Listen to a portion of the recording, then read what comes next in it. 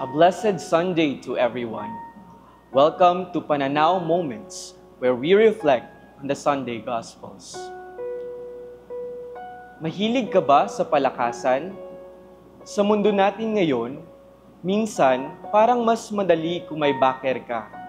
May malakas na koneksyon. Sa trabaho, sa eskwela, o kahit sa simpleng pila, may mga taong nakakalusot dahil sa palakasan.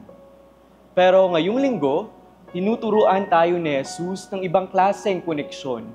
Hindi para umangat mag-isa, kundi para iangat ang iba. In this Sunday's Gospel, while having his meal at the Pharisee's house, Jesus noticed how people were seeking the best seats at the banquet.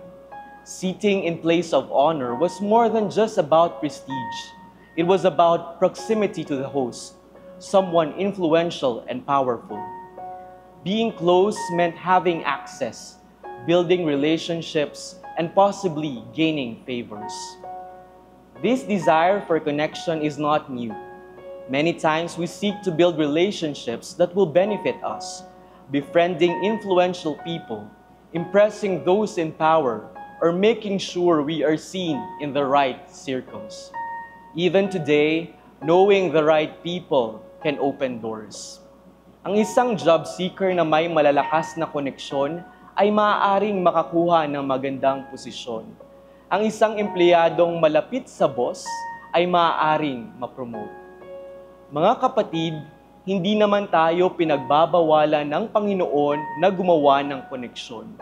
Ngunit, hinahamon niya tayo na muling suriin ang layunin ng ating mga koneksyon. Sa halip na gamitin ang mga ito para lamang sa pansariling interes, we should take that opportunity to uplift others. That is why Jesus tells the host to invite the poor, the crippled, the lame, and the blind, not only to feed them, but to build relationships with them.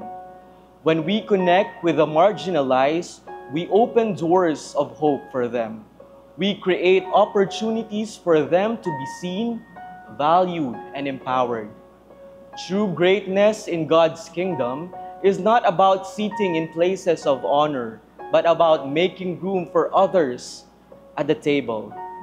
Instead of seeking prestige, let us seek to bring others closer to God, just as Christ has brought us near to the Father. Thank you for journeying with us. See you next Sunday for more Pananaw Moments.